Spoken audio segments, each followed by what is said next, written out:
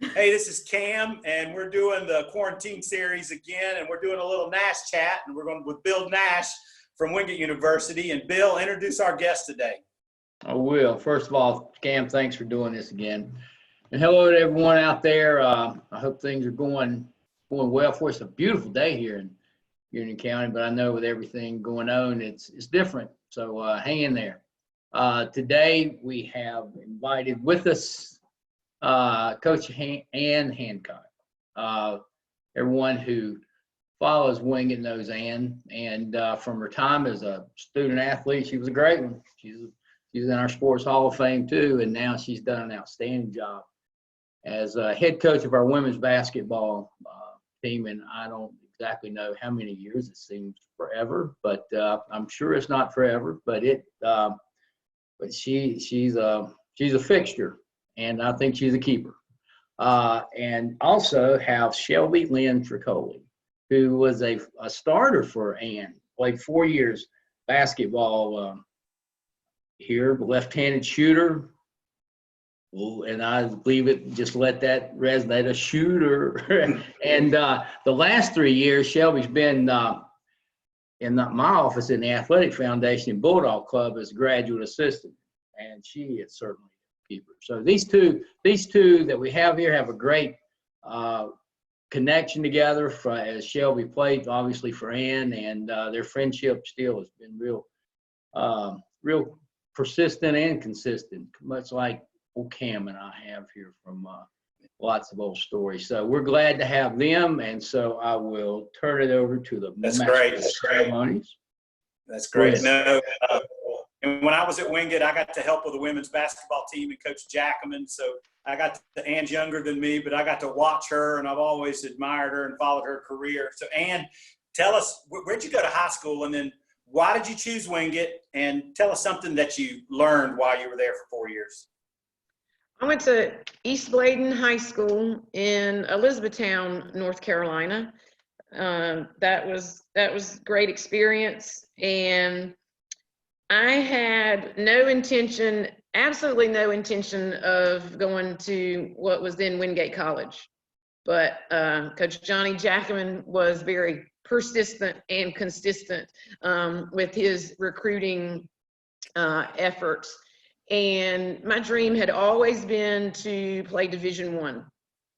When I played at East Bladen High School, Pam Hammond was the best player that had ever played there, and she had her jersey retired and a ball in the trophy case with how many points she scored, and she played at the University of North Carolina. So I had sort of, set my sights on, I wanted to outdo Pam. I wanted my jersey in that case. I wanted to have more points than she did, and I wanted to play Division I. And Coach Jackman would call me. Back then, there were no real recruiting rules on how much you could watch somebody play or how many times you could call them. And he would call and call and call. And, I like to think that I was, just trying to be nice and didn't want to hurt his feelings and say, look, I really have no interest in Wingate. But I think maybe he sort of got that impression, and he said, look, if you come and visit and you don't like it, I will never call you again. And I said, ding, ding, ding, ding, ding. I'm going to take you up on that, because I'm going to go down there. I know I'm not going to like it. And then I can tell him and he'll stop calling me. So he set up like an official visit where I got to watch a game, spent the night, and we were living large back in those days. The players took me through the drive-through at Taco Bell in Monroe. And we played spades, till 12 o'clock at night. And I just thought that was, we had a big time. But when I was on my visit, everybody that I met was super, super nice. And I thought that everybody was just being that nice to me because I was on my visit. But it turned out that they were that nice every day for 4 years, and they're still that nice even to this day, in wanting to help people be successful and reach their dreams. And I attended a game, and Cuddy Arena was packed, and it was such a great atmosphere. The year before I came, they had been to the Final Four, and they had Sweet Pea and Dyrene and Pam Ellerby, and he really sold me on the dream and the chance to play for a national championship and play in front of a crowd of people, which that was exciting to me because of the choices of schools that I had were, mid-major, low to mid-major Division I schools, and I would go, and there might have been 25 or 50 people at the game, and they had no real chance of winning a national championship. So I think the people ultimately made the difference of just how nice everybody was, the family atmosphere. And I know that's a common phrase these days, but, Cookie and Coach Jack and Doug Jones and Betsy Davis, and it really was a family. And that was appealing, but also the chance to, play for championships and be part of a winning culture and a winning program is why I chose Wingate. Man, those are some great names you mentioned, because I helped recruit Pam Ellerby to school, and I saw Dyrene one time, and so and part of that recruiting process. And Pam was on the teams actually when I was there and helping. But also Sweet Pea, man, that's a great name, and Stark Welch, Beverly Grenard, and Betsy, they're great players. Shelby, I've gotten to know Shelby Tricoli too, not only through Wingate and her work with the athletic office, but she's friends with two of my young staff, and so I've gotten to meet her and network through some of the people that work for me with the Y. But Shelby, tell us what high school you went to and why did you choose Wingate? Yeah, so I went to Tuscola High School in Waynesville, North Carolina, so just outside of Asheville.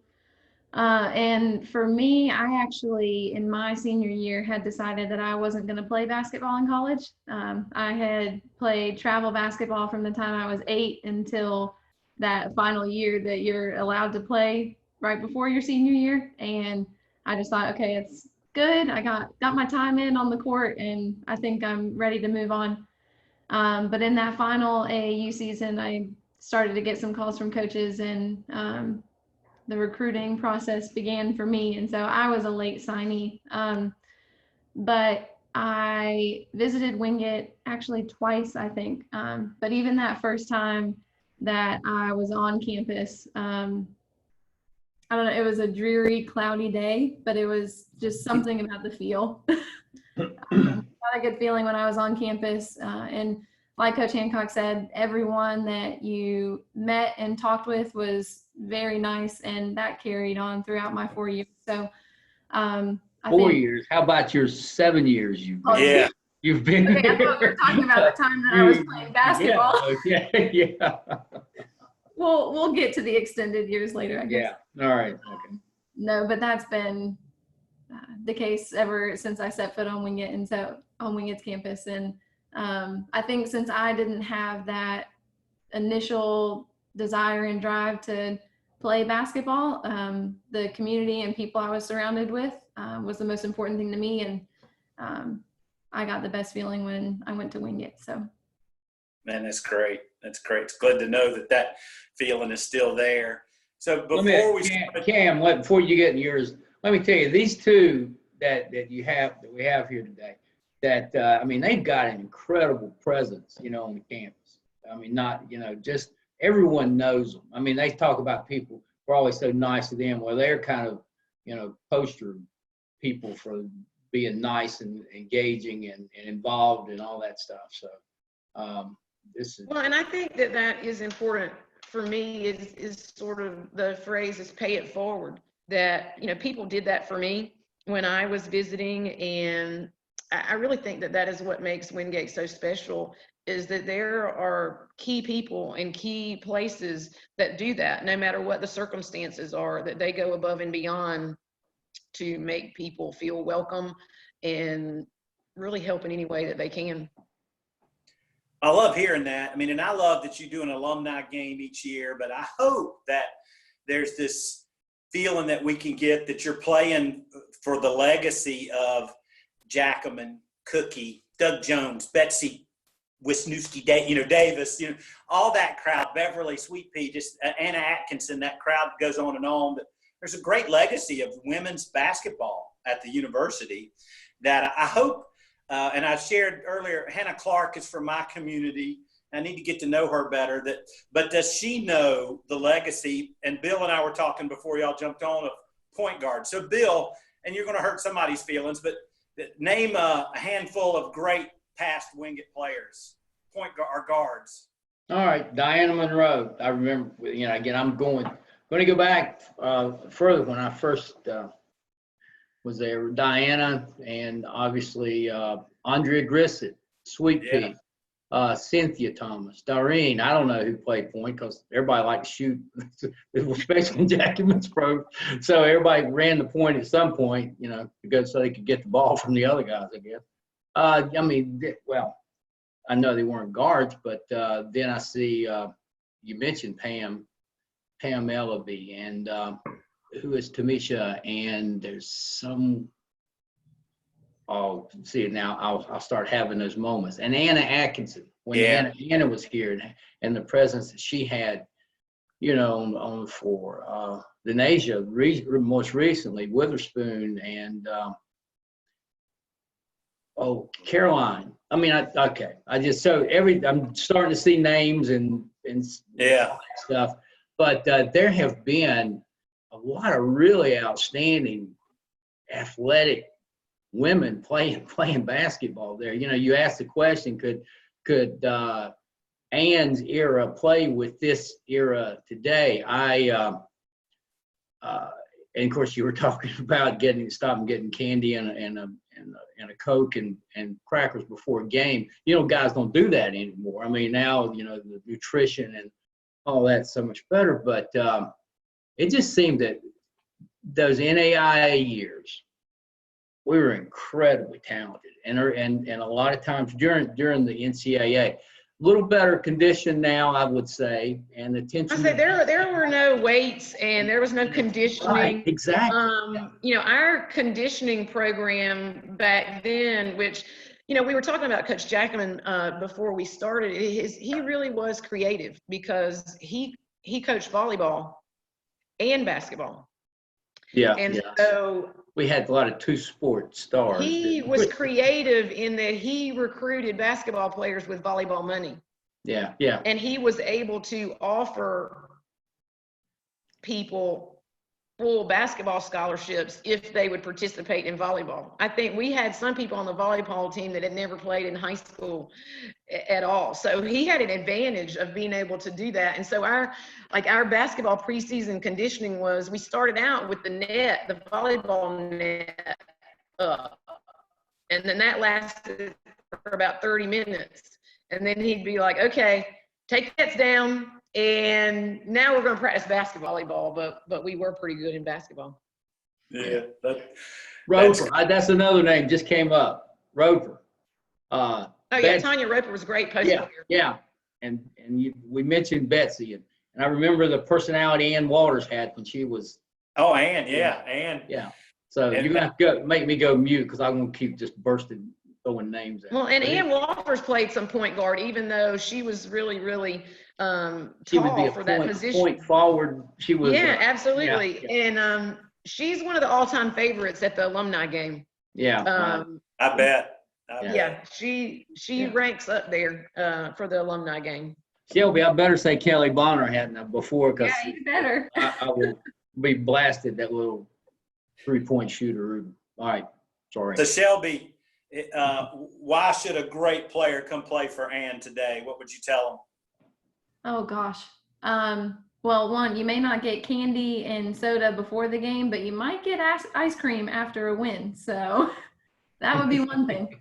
And I think there are just so many valuable things that you can learn. Coach knows so much about the game, and I know I learned more about basketball than I think I had learned in my 10 plus years playing before I went to Wingate. So